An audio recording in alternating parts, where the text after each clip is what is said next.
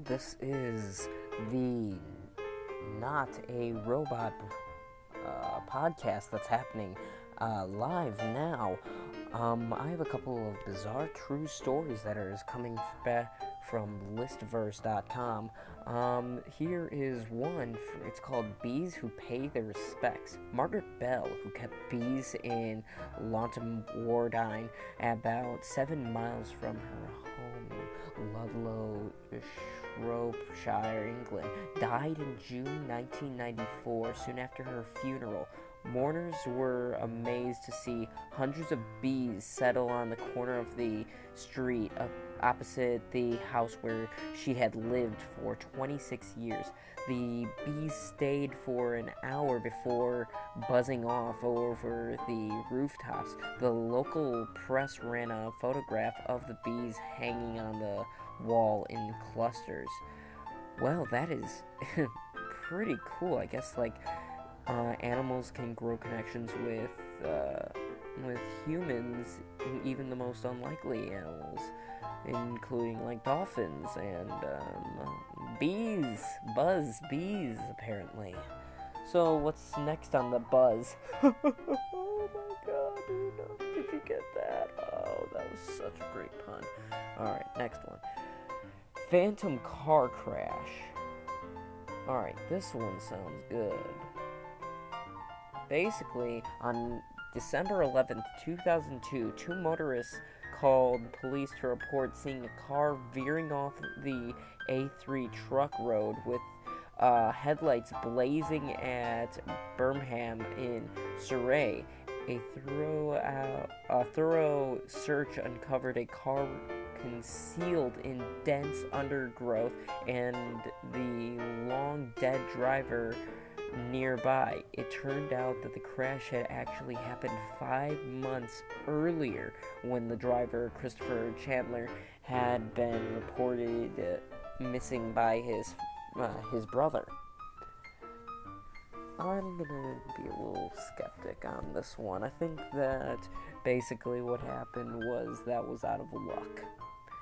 That the accident that they seem to have had, or the two motorists that called the thing, that the motorcycle, or the car that veered off into the lights with headlights blazing, I feel like that was just that happened, but they got out and drove away, and they just didn't catch them, and it was just a pure luck thing. Or maybe some divine intervention happened, or something weird happened. Hell, these are weird true stories, apparently. Enigmatic Earth divot. An irregular shaped hole about 10 feet by 7 feet with 2 feet vertical sides was found on a remote farm near Grand Coulee, Washington State, in October 1984. It had not been there a month earlier. Dribbling of earth and stone led to a 3-ton grass-covered earth divot 75 feet away. It was almost as if the divot had been removed with a gigantic cookie cutter, except the roots dangled intact from the vertical side of both hold and slab. There were no clues such as the vehicle tracks, and earthquake was thought very unlikely. Interesting. I don't really have an opinion on this one, but that's kind of interesting. Basically, like a big slab of earth, after they were digging, just kind of rose and moved itself. Pretty cool. Next one, Balloon Buddies. Laura Buxton released a helium-filled balloon during celebrations for her grandparents' gold wedding anniversary in Blurton, Staffordshire, in June 2001. Attached to the balloon was her name and address, and a note asked the fighter to write back.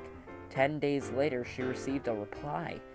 The balloon had been found by another Laura Buxton in garden hedge of her home in Pusey, Wiltshire, 140 miles away. Both Laura's were ages 10, and both had 3-year-old black Labradors, a guinea pig, and a rabbit. Wow, that's like a doppelganger situation going on there. I wonder if everyone has a person that is just like a couple of miles away that is the exact same person. Interesting.